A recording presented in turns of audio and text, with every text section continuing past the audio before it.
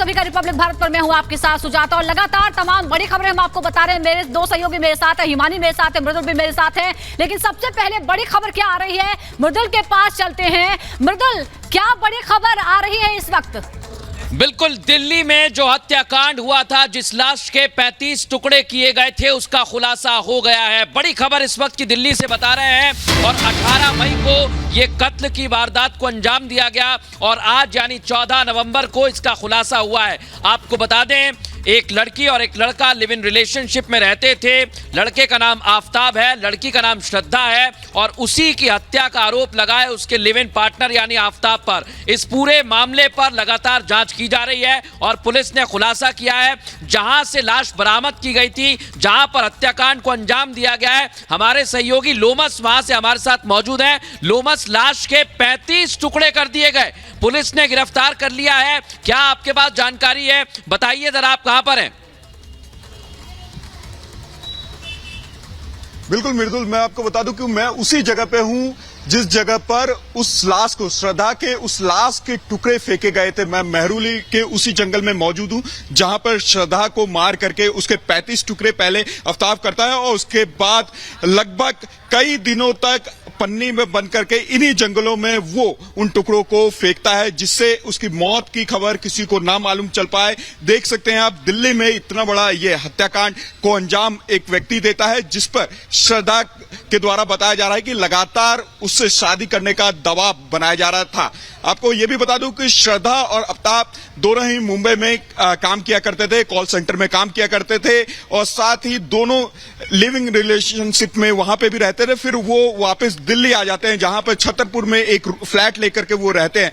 अब बताया जा रहा है कि श्रद्धा लगातार शादी का दबाव आफताब पे बना रहा था और आफताब पे शादी का दबाव बनाते हुए कई बार दोनों में झड़प भी हुए, दोनों में लड़ाई भी हुए। जो कि आस पड़ोस के लोग उसके फ्लैट के पास रहते थे, उन्होंने कई बार लड़ाई की आवाजें सुनी, जोर जोर से चिल्लाने की आवाज सुनाई। इसी क्रम में आफताब ने एक दिन श्रद्धा की मुंह बंद करने की कोशिश की, जिसमें उसकी मौत हो गई। और मौत होने के बाद आफताब घबरा गया और घबराने के बाद एक फ्रिज वो खरीदता है, फ्रिज में उसकी लाश रखता है और लाश रखने के बाद उसको क्रमबद्ध तरीके से लगभग 35 से ज्यादा टुकड़े उसके द्वारा किए जाते हैं और लाश को ठिकाने लगाने के लिए वो प्रतिदिन उन लाशों को पन्नी में बंद करके इन्हीं जंगलों में फेंका करता था। ये एक्सक्लूसिव तस्वीरें रिपब्लिक भारत आप सभी को दिखा रहा है, अपने दर्शकों को दिखा रहा है कि किस तरीके से उस अपराधी ने अपने प्रेमिका को केवल इसलिए मार डाला क्योंकि वो शादी के लिए केवल उससे कह रही थी, उसके लिए वो लगातार गुहार लगा रही थी,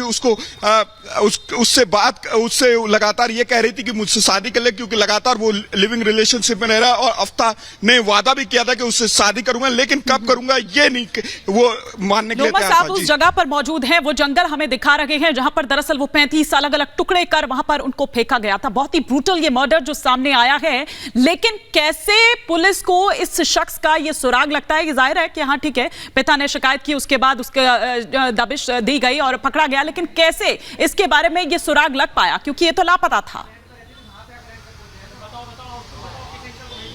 अब बिल्कुल मैं आपको बता दूं कि ये पूरी घटना 18 मई के करीब आसपास की है और लगातार जो पिता थे वो काफी परेशान चल रहे थे, क्योंकि पिता दोनों के रिलेशनशिप को लेकर के काफी परेशान भी थे और साथ ही उनको ये था कि वो श्रद्धा जो शादी करे उनकी मर्जी से करे। उन्होंने कई बार श्रद्धा को समझाने की कोशिश की, लेकिन श्रद्धा साफ तौर पे कह रही थी कि मैं शादी करूंगी तो आफताब से करूंगी और इसलिए वो मुंबई छोड़ करके दिल्ली शिफ्ट हो गए। दिल्ली में छतरपुर में एक फ्लैट लेते हैं। फ्लैट लेने के बाद श्रद्धा अपना काम करती है और साथ ही जो आफताब है, जो अपराधी है, वो बताया जा रहा है कि एक होटल रेस्टोरेंट में काम करता है और लगातार जो श्रद्धा है उस पर दबाव बनाती है कि वो शादी करे। लेकिन जब क्योंकि कई महीने बीत जाते हैं और साथ ही इस घटनाक्रम को अंजाम देने के बाद कई महीने बीत जाते हैं, तो पिता को यह शक होता है कि श्रद्धा की तरफ से फोन क्यों नहीं आया, सोशल मीडिया में कोई पोस्ट क्यों नहीं किया, क्योंकि अगर पोस्ट किया जाता तो पिता भी उसके देखते थे, उसके सोशल अकाउंट में जुड़े हुए थे, पिता को यह लगता था कि मेरी बेटी सुरक्षित है। लेकिन कई महीनों के बाद पोस्ट नहीं मिला तो पिता परेशान हो गए, उसके फ्लैट पे गए, फ्लैट पे देखा ताला बंद था और तब जाकर के पिता ने इसकी शिकायत मेहरौली थाने में की और मेहरौली पुलिस लगातार इस मामले को लेकर के तब तफ्तीश कर रही थी और आफ्ताब नाम के व्यक्ति को तलाशा जा रहा था। और जब आफ्ताब की गिरफ्तारी हुई तो आफ्ताब ने पूरी आबिती पुलिस के सामने लोमस साहब, जिस तरह से ये पता चला है कि उसने हत्या की और उसके बाद शव के टुकड़े करके फेंक दिए, तो अभी सर्च ऑपरेशन के बारे में क्या जानकारी मिल पाई है? क्योंकि इस शव को ढूंढ पाना एक बहुत ही बड़ी चुनौती होगी पुलिस के लिए। तो आप जिस जगह पर मौजूद हैं, क्या वहां पर सर्च ऑपरेशन चल रहा है? क्या महरौली के जंगलों के अलावा भी कोई जानकारी है?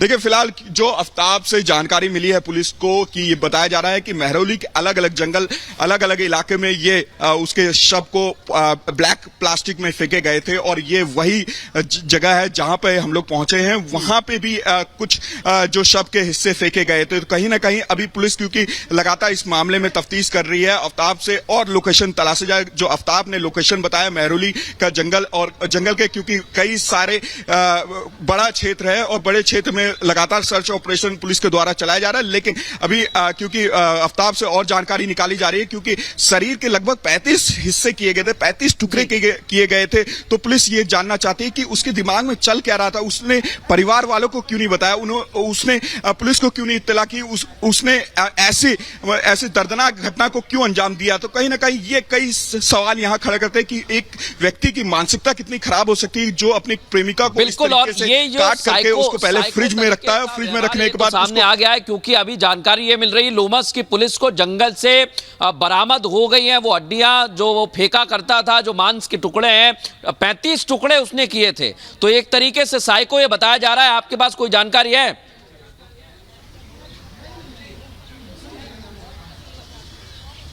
बिल्कुल, पूरे ही मामले को लेकर के, क्योंकि आफ्ताब ने अपनी बीती बताई कि मेरे साथ ये मामला हुआ और जो मेरी मानसिक स्थिति थी वो बिगड़ गई थी और मैं समझ नहीं पा रहा था कि मैं क्या करूं। मैं घबरा करके पहले उसको एक फ्रिज खरीदता है वो, और फ्रिज में उसकी लाश को रखता है और लाश को रखने के बाद वो क्रमबद्ध तरीके से 35 टुकड़े से ज्यादा करता है। और करने के बाद वो दिल्ली के अलग अलग जंगलों में, एक महरौली ये तो जंगल बताया जा रहा है, दिल्ली के अलग अलग जंगलों में उस लाश को ठिकाना लगाया जाता है, बॉडी के पार्ट को ठिकाना लगाया जाता है। पुलिस लगातार उससे पूछताछ कर रही है, क्योंकि पुलिस अपने सर्च ऑपरेशन में बॉडी का भी कुछ ही पार्ट खोज पाई है, तलाश पाई है। लेकिन आफ्ताब को लेकर के वो दिल्ली के अलग अलग ठिकाने में तलाशी का काम कर रही है।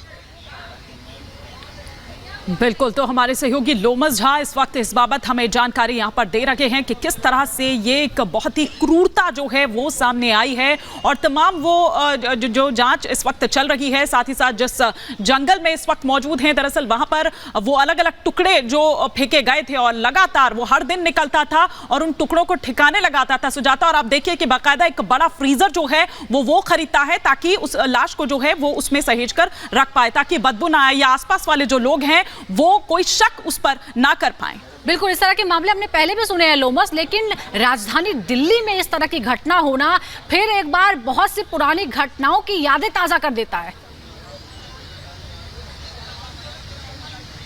बिल्कुल सुजाता, क्योंकि ये पहली घटना नहीं है, इससे पहले भी कई बार ऐसे घटनाएं हो चुकी है, या फिर पति अपनी पत्नी को मार करके इसी तरीके से टुकड़े में क्रमबद्ध तरीके से जंगलों में फेंकता है। और वही मानसिकता यहाँ पर भी ये देखने को मिलती है कि किस तरीके से एक प्रेमी ने अपनी प्रेमिका की हत्या करके क्रमबद्ध तरीके से उसके बॉडी के टुकड़े पार्ट को इन्हीं जंगलों में वो फेंक दिया करता है। आपको मैं एक बार फिर यहाँ पे दृश्य दिखाना चाहूंगा कि किस तरीके से एक साइको किलर, एक जो प्रेमी साइको बन जाता है, वो साइको किलिंग यहाँ पे करता है अपनी प्रेमिका को और उसके बॉडी पार्ट को ठिकाने लगाने के लिए, कि लोगों को ये ना मालूम चल पाए कि उसने अपने प्रेमिका के साथ हाथापाई में उसकी जान ले ली। तो कहीं ना कहीं लोगों को ये जानकारी ना मिल पाए, उसको लेकर के यहाँ पर अपनी प्रेमिका की बॉडी को ठिकाना लगाने के लिए वो दिल्ली के अलग अलग जंगलों को चुनता है। एक महरौली भी उन जंगलों में से एक है जिसमें उसने बॉडी के कई पार्ट फेंके थे। आपको मैं दिखाना चाहूंगा, मैं अपने वीडियो को बोलूंगा कि वो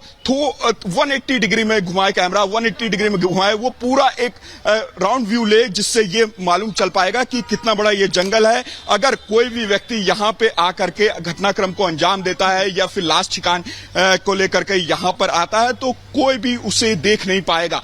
तो साफ तौर पे आप जान सकती हैं कि किस तरीके से वो क्रमबद्ध तरीके में यहाँ पे पहुंचता है। रोजाना वो एक समय चुनता है जिसमें उसे लोग पहचान ना पाए और वो अपने घर से निकलता है। घर से निकलने के बाद इन जंगलों को चुनता है। इन जंगलों में वो उस अपनी प्रेमिका की लाश को टुकड़े में करके पैकेट, एक पॉलिथीन के पैकेट में बंद करके यहाँ पे बस तो आप जो परिवार है वो क्या कह रहा है, पिता क्या कह रहे हैं? क्या परिवार यहाँ आया है मुंबई से, महाराष्ट्र से, यहाँ यहीं दिल्ली में है या फिर अभी भी मुंबई में ही है?